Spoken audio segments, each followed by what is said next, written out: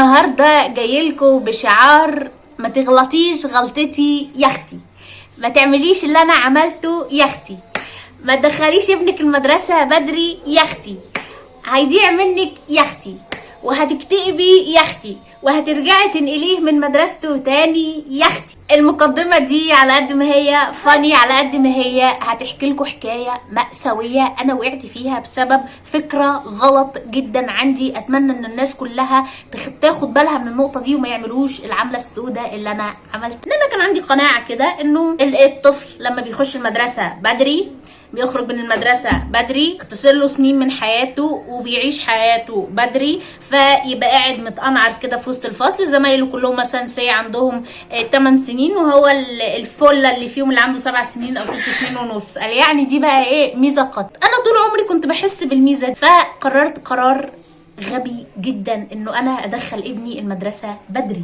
الولد كان عنده 3 سنين وكان خارج من الحضانه عارف 1 2 3 لحد 10 الف ب بالكلمات الف ارنب ب بطه ت تفاحه ت تعبان. فانا كنت مبهوره بيه بقى. ابني جهبذ، ابني عنده 3 سنين يعرف كل الكلام ده، ناقصه بس يكتب شويه حاجات كده لما يبقى ان شاء الله عنده 4 سنين. وصادف انه كان هيبقى سنه في شهر 10 3 سنين و6 شهور، يعني 3 سنين ونص. فانا كنت شايفه انه هما ما بيدخلوهمش كي جي 1 من 2 سنين ونص ليه؟ يعني المفروض بيدخلوا بدري عشان العيال تطلع بدري، وكأن يعني انا بتعامل مع روبوتس مش مع بني ادمين. كان عندي امتعاض واشمئزاز كده، اما مالها المدارس كلها بتاخد من 4 سنين ليه؟ ما العيال حلوين اهم عارفين، ما ياخدوا من 3 سنين ولا 3 سنين ونص. مالهم؟ ما في مدرسه، ده انا عندي مدرسه في المريوطيه بتاخد من 2 ونص بري كي جي. تخيلوا 2 ونص بيبقى شايل الشنطه على ظهره ورايح المدرسه. لحد ما لقيت مدرسه معلقه بالبنط العريض كده في ميدان التحرير انه بناخد الطلبه من سن 3 سنين ونص. طبعا انا عيني بقى لمعه في معديه بالصدفه كده من جنب المدرسه وشفت اليافطه اللي بقول لكم عليها دي، فرحت داخله المدرسه سائله، قالوا لي هاتي الولد. رحت جبت الولد وعملت له انترفيو. الموضوع كان متسهل جدا ودخل المدرسه. فقلت والله دي علامه يا مارد، الواد دخل المدرسه يلا بركه بقى، ولا هخش بقى في جو انترفيوهات ويستني ما استنيش مش عارفه ايه، هو خلاص ايه قدره. وصادف انه القسم الفرنسي في المدرسه هو بس اللي بياخد من السن ده، فقلت فرنساوي وماله ما يضرش يخش فرنساوي يعني عادي. والولد دخل كي جي 1 وهو عنده 3 سنين ونص وابتدت المأساة. اول يوم ابني راح المدرسة كان بقى يعني مش من الدنيا مش سيئة، مكان جديد شكله حلو وناس لابسه بطاطيت والعاب وفصول شكلها ظريف. المدرسه بصراحه يعني مبهره. حتى هو ساب ايدي ودخل المدرسه، ما بصش وراه اصلا يشوفني انا اللي وديته ولا مين ولا هي ماما موجوده ولا مشيت. كان قاعد منبهر جدا. وانا قلت بقى دي بدايه مبشره، الواد ده هيبقى طه حسين يعني او زويل كده في المستقبل، جميل كده واد يعني مندمج كده وحلو. عدى اول اسبوع وبدات الاقي ابني بيختلف كليا. الولد مش عايز يروح المدرسه وابتدى بقى ايه يعدهم لي على صابعه كده. المدرسه وحشه، مدرسين وحشين، صحابي وحشين، الباص وحش، وعمو احمد اللي بيوصلني للمدرسه وحش، يلا وانتي وحشه، والسرير ده وحش، والشنطه دي وحشه، والفصل وحش، والكرسي وحش، وكل حاجه. طب بتضربوه يا جماعه؟ مفيش حد بيضربه. بتعملوا ايه؟ بياخدوا حاجات بسيطه جدا. بس الولد في عالم تاني. لما واحده تكون مجربه ان هي تشوف ابنها وهو شاطر بيقول وبيتكلم، وفجاه تلاقي الولد كل حاجه خدها ابتدى ينسى. يعني هو كي جي 1 دي عدت عليه، هو كل اللي كان عارفه قبل ما يخش المدرسه بقى بطاطا ابيض، بقى خارج من كي جي 1 مش عارف اي حاجه في اي حاجه. بشوف الفيديوهات اللي مبعوته لي من المدرسه، يعني هم بصراحه الشهاده اللي في حته الفيديوهات دي ممتازين. يعني كل يوم تلاقي الفيديوهات جايه لك من الفصل والصور وعملنا ايه النهارده والانشطه والحاجات اللطيفه اللي هم بيعملوها. بس الولد طول الوقت شارد باصص ورا كده، والولاد كلهم مع بعض وهو في حته تانية.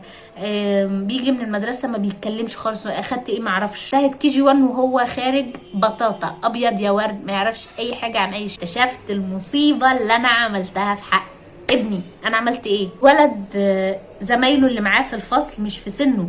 المدارس اللي بتاخد من 3 ونص بتقبل في نفس الفصل اللي هو الفصل الواحد بيبقى فيه طفل عنده 3 ونص، فيه طفل عنده 4 ونص، فيه طفل عنده 5 ونص. انتوا متخيلين فرق الوعي وفرق النمو وفرق الادراك؟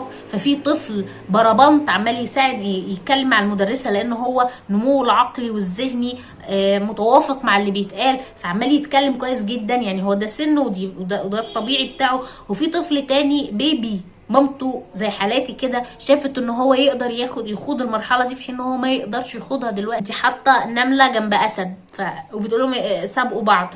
فالنتيجه بتكون ان الطفل بيحس ان هو انا اصغر من كل اللي حاصل ده، انا اصغر واحد هنا، والصغر هنا مش صغر سن، صغر نفس. هو حاسس ان هو انا مش شاطر زيهم، انا مش عارف اقول زيهم. اصلا مناهج كي جي 1 وكي جي 2 تقيله جدا. العمر الاكبر هو اللي بيستوعبها وبيهضمها وبيقدر ياخد ويدي معاها، العمر الصغير بيبقى قاعد متنح. فبالتالي الثقه اتهزت، بقى في تحتها ما كانتش عنده قبل كده.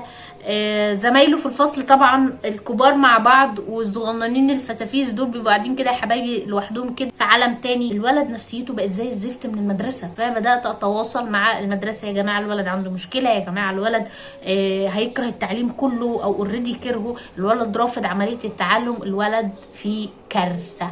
ومفيش مدرسين بيتواصلوا معايا يقولوا لي الولد عنده مشكله، وحتى لما عرفوا انه عنده مشكله ما حاولوش ان هم يتواصلوا. واصلا هي مش مشكلته، هي مشكلتي انا ومشكله المدرسه اللي تقبل من عمر صغير بالشكل ده. ومشكله نظام تعليمي بيحط طفل عنده 5 سنين ونص مع طفل عنده 3 سنين ونص وبيمشوهم كده عادي في الدراسه عادي طول عمرهم. انا واصله القناعه انه الولد محتاج يخش كي جي 1 تاني. لما حاولت اني انقله في نفس المدرسه انه يعيد السنه او انقله مدرسه تانية تحويل، يعني بما انه خلاص خد كي جي 1، اصطدمت بمعلومه قاتله. ايه بقى؟ كي جي 1 وكي جي 2 لحد تالتة ابتدائي ما فيهاش سقوط ونجاح. طبعا دي معلومة تبدو حلوة، بس في المقابل هي معلومة منيلة ب60 نيلة. ليه بقى؟ لانه الطفل فاهم مش فاهم، مستوعب مش مستوعب، كفء مش كفء، هو هيكمل لحد تالتة ابتدائي. لما بقى ان شاء الله يا ربنا ينتعه بالسلامه يخش تالتة ابتدائي ويبتدي بقى الكارثه الكبيره تبان انه بطاطا خالص ابيض يا ورد، لان هي بتبقى مصيبه متراكمه. فنبتدي نشوف بقى يعيد بقى يسقط ويعيد ويسقط ويعيد لحد ان شاء الله ما يسيب التعليم خالص. ما هيكرهه، ما راجل ساقط وفاشل.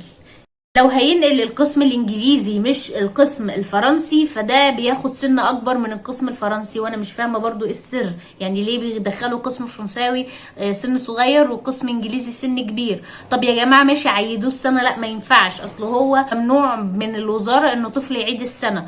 طيب اعمل ايه؟ اسحبي ملفه وقدمي له بقى في مدرسه تانية. نعم، هي كده، اسحبي ملفه او سيبي ملفه واعملي له ملف جديد وكانه بيقدم من اول وجديد. انا ابني حاليا الكلام ده كان عنده 3 سنين ونص، المفروض انه خد كي جي 1 من 3 ونص ل 4 ونص، وخد كي جي 2 اللي هي ما كملتش طبعا، وقفت عند شهر 3 اللي فات من 4 ونص ل 5 ونص. فالمفروض انه هياخد اولى ابتدائي من 5 ونص يبقى عنده 6 ونص. انتوا متخيلين؟ يعني الولد يبقى عنده 5 سنين ونص في اولى ابتدائي، اللي هي اصلا ده السن اللي بقى ايه، اكتشفت انه ده السن اللي المفروض اصلا يبتدي فيه دراسة. يبتدي من 5 ل 5 ونص كده، دي البداية. نبتدي نتكلم معاه في ألف ب وواحد اتنين والكلام الحلو اللي هو كان حافظه. بدأت اعمل سيرش على مواقع اجنبية علشان اعرف هو اصلا السن الطبيعي للكيجيهات او روضة الاطفال سن كام. فبدات اكتشف انه في كندا وفي الولايات المتحده وفي بريطانيا وفي المانيا وفي كل الاماكن الجميله دي، بعض الدول الطفل فيها بيخش كي جي 1 وعنده 6 سنين ونص، فيخش كي جي 1 6 سنين ونص، كي جي 2 7 سنين ونص، ويبتدي بقى يخش اولى ابتدائي على 8 ونص، 8 ونص. انتوا متخيلين؟ وهنا بقى بدات اكتشف هو ليه اصلا الحكومه بتاخد اولى ابتدائي من 7 سنين. ده العادي. اللي مش عادي اللي هي بقى النوابغ هم اللي بيخشوا بدري عن كده. لكن الطبيعي لاي طفل طبيعي خلق ربنا انه ما ينفعش يمسك القلم قبل سن 6 سنين، وما ينفعش يخش مدرسه قبل سن 5 سنين. فبدات اكتشف حجم الجريمه اللي انا عملتها في حق ابني، والورطه اللي احنا متورطينها ما زلت لحد اللحظه اللي بتكلم فيها دلوقتي متورطينها. لان دلوقتي انا بحاول اقدم له من اول وجديد في كي جي 1، وبدا احنا طبعا في ظروف الكورونا، فانا مش عارفه اصلا هو هيدخل مدرسه ولا مش هيدخل، هيتقبل ولا مش هيتقبل، في ضغط على المدارس وفي مكان لحد تاني حق بيه انا بحاول اخده لان عشان اصلح غلطتي. فقررت ان انا اعمل الفيديو ده علشان اتكلم معاكم عن السن الطبيعي للكيجيهات. لو ابنك اقل من 5 سنين او يعني انت حاسه ان هو يعني بياخد وبيدي معاكي فايق وواعي ومدرك وكده عند 4 سنين ونص، مش اقل من 4 سنين ونص، مش اقل من 4 سنين. اقل من 4 سنين ونص ما ترتكبيش في حق ابنك الجريمه اللي انا عملتها. ما تدخليش ابنك في سن 3 سنين ونص ولا 3 سنين ولا 2 ونص مدرسه، جو بقى بري كي جي وكي جي 1 والكلام الحلو ده. ارجوكي في سن للوعي. لما بدأت أقرأ في الدراسات وفي الأبحاث اللي بتدور عن الموضوع ده، اكتشفت إن في موصلات عصبية وحاجات ليها علاقة بالنمو والإدراك والوعي ما بتكبرش وما بتكتملش غير عند سن 5 سنين فيما فوق. فبالتالي الطفل انت حطاه هو حاسس ان الكلام بيخبط في راسه وبيرد، هو مش فاهم، فهو مش غبي. هتيجي تذاكري له هتصوتي في وشه لأنه مش فاهم، هتقولي له انت غبي، هيروح المدرسة يحس انه غبي، المدرسين هيتعاملوا معاه على اساس انه غبي، فالطفل هيقتنع انه غبي في حين انه هو مش غبي. احنا اللي اغبياء، احنا اللي دخلناه بدري، احنا اللي حطيناه في بيئة مش بتاعته. فارجوكم ما تعملوش العملة السوداء اللي انا عملتها وتروحوا تودوا ولادكم مدرسة بدري. حطوا الولاد في مدرسة تليق بسنهم وبقدراتهم، وما تستعجلوش على العيال، ما تفرحوش بان هم شايلين الشنطه ولابسين لبس المدرسه ورايحين اول يوم دراسه. الدخول لسن المدرسه بدري بيعمل مشاكل عقليه وصحيه كتير ونفسيه. طفل بيحس بالعجز، دي دراسات انا مش بتكلم من دماغي، طفل بيحس بالعجز ان هو مش زي اقرانه، فبيبتدي تقديره لنفسه يقل وبيبتدي يجيله اكتئاب. يعني بيجيله اكتئاب، بيجي الطفل عنده 5 سنين او 6 سنين اكتئاب، وبالتالي بيحصل له عمليه رفض للدراسه في سن مبكر جدا. فيبقى الطفل يعني ده عنده 4 سنين اللي كان مش عايز اذاكر، مش عايز اتعلم، وده بقى بينطبق على كل حاجه بعد كده. هو مش عايز يتعلم في المدرسه، مش عايز يتعلم في النادي، مش عايز يتعلم اي حاجه منك، لان هو عنده احساس ان انت مستنيه منه حاجات اكبر منه، وهو ما بيعرفش ومش قادر ومش عارف. فخلاص يعني انا مش هتعرض للموقف ده.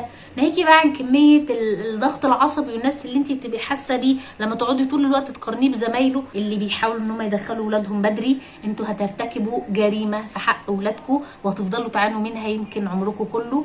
فيا ريت ارجوكم من فضلكم بالله عليكم ما تغلطوش الغلطه دي. يا رب يكون الفيديو ده مناسب. لو تعرفوا حد هيغلط الغلطه دي ابعتوا له الفيديو ده، قولوا له حابه تقول لكم ما تعملوش العمله السوداء دي في حق اولادكم. يا رب يكون الفيديو ده مفيد.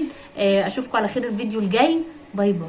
وما تنسوش اللايك والسبسكرايب والشير.